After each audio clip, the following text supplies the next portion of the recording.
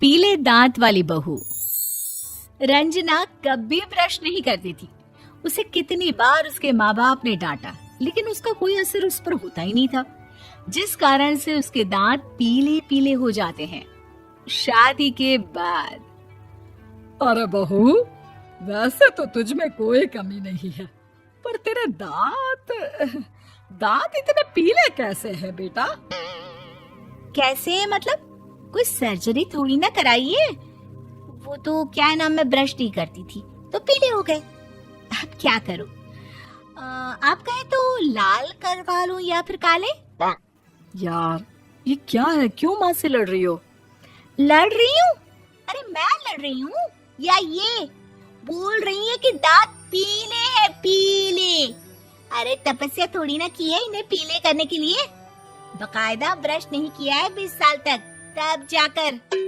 छी, कैसी बात कर रही हो? ये उस वक्त तो पीले नहीं थे जब हम लोग तुम्हें देखने आए थे।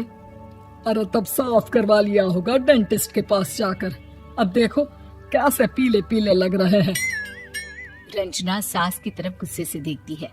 फिर शुरू हो गई पीले पीले पीले। अरे पीले तो तब भी थे जब मेरे हाथ का रसगुल्ला उड़ा उड़ा कर खा रही थी और बोल रही थी, लड़की नहीं गुणों का खजाना दे रहे भाई साहब आप। खैर, अब वो लोग करते भी तो क्या करते, पीले दांत वाली बहू पल्ले पड़ी थी तो झेलना तो था ही। एक दिन कीर्तन में रंजना गाना गा रही थी। अरे कमला बहन, माँ का द्वार है, यहाँ तो सब शुद्ध होकर आते हैं, फिर अपनी बहू को ब्रश भी नहीं करवाती तुम। दूर से पीले पीले दांत भक्ति में बाधा उत्पन्न कर रहे हैं। अरे कोई 2 साल के बच्ची थोड़ी ना लेकर आई हूँ मैं बहू बनाकर। अच्छी खासी लड़की है, अरे कैसे करवाऊं ब्रश? ये तो उसे खुद करना चाहिए ना। अब माँ बाप तो इसके जैसे तैसे निपटा दिए, ये नहीं सोचा कि सास कैसे संभालेगी।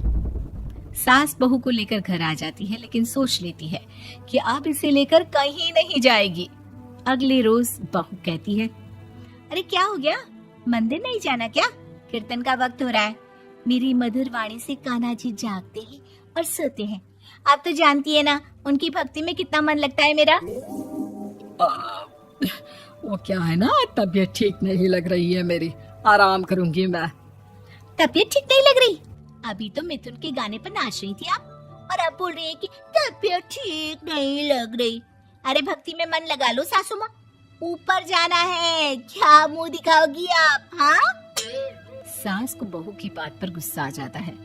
मैं क्या मुंह दिखाऊंगी, इसकी चिंता तो ना कर, समझी?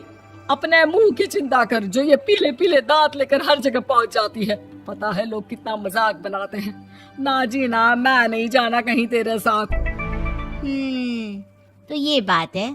कोई ना, मत जाओ, मैं अपने कमरे में ही बैठकर भक्ति कर लूंगी। ऊपर वाला दांत थोड़ी ना देखता है, मन देखता है, भावना देखता है। और अरे बस बस, तू सब कुछ दिखा, बस ये सफेद चमकदार दांत ना दिखाना किसी को, है? जा यहाँ से।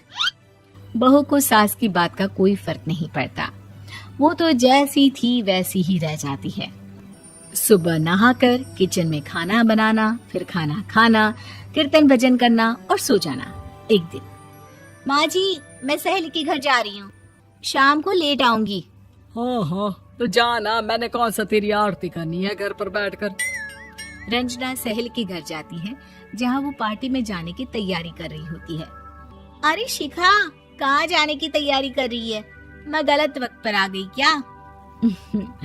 अरे नहीं यार, उल्टा सही वक्त पर आ गया। मैंने ये साड़ी और ज्वेलरी निकाली है यार, शाम को इनके ऑफिस की एक पार्टी में जाना है। बताना कैसा लग रहा है ये सब? नहीं यार, इस ड्रेस के साथ तो वो वाली ज्वेलरी अच्छी लगेगी। हाँ हाँ सही बोल रही है, मैंने ध्यान ही नहीं दिया। वैसे तो हमेशा से मस्त फैशन सेंस रखती है। तो बड़ा जाती होगी ना पति के साथ पार्टी में। रंजना कुछ नहीं बोलती, बस सोचती है कि यार काश ये बात सही हो जाती, पर मैं क्यों नहीं जाती पार्टी में? क्या इन लोगों की कोई पार्टी होती नहीं होगी? रंजना घर आती है और रात में पति से सवाल करती है, एक बात बताइए, आप मुझे किसी पार्टी में क्यों नहीं ले जाते?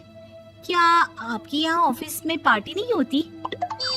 पति बेचारा क्या कहता कि दांत पीले हैं तुम्हारे इसलिए। अरे कोई पार्टी होती नहीं हम लोगों के ऑफिस में, तो कहाँ से लेकर जाऊं? और मार्केट, मॉल, कहीं वीकेंड घूमना, कहीं तो। अरे यार, सारे हफ्ते में एक छुट्टी मिलती है, तो सोचता हूँ कि आराम ही कर लूं। क्यों? रंजना मन मार के रह जाती है। पहले कभी सास के साथ मंदिर जाया करती थी, लेकिन वो भी सास ने ले जाना बंद कर दिया। घर बैठी बैठी रंजना बोर हो जाती है। तभी उसे आइडिया आता है और वो मायके जाने का सोचती है। सासू माँ, 2 दिनों के लिए मम्मी के घर जा रही हूँ। अच्छा अच्छा, ठीक है, आराम से जा। और हाँ, माँ से कुछ अच्छी आदत सीख कर आना कि कैसे शरीर के हर भाग की तरह दांतों की सफाई भी जरूरी होती है, समझी? शुरू हो गई ना आप। वो लोग आपकी तरह नहीं है कि छोटी छोटी बात का बतंगड़ बना दे। उन लोगों के लिए मैं मायने रखती हूँ, ना कि मेरे पीले पीले दांत।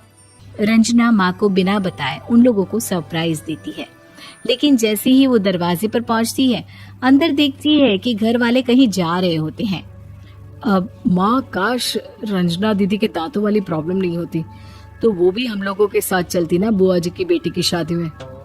हाँ बेटा, लेकिन अब उसे कौन समझाए कि उसको उसके पीले दांत नहीं दिखते, लेकिन उसके आसपास के लोगों को कितना एम्बैरेसिंग फील कराते हैं।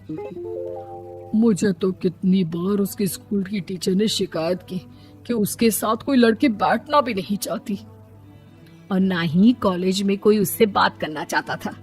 लेकिन पता नहीं क्यों उसे ये बात समझ में ही नहीं आती। कोई कमी नहीं है उस लड़की में, बस यही कि दांत पीले हैं।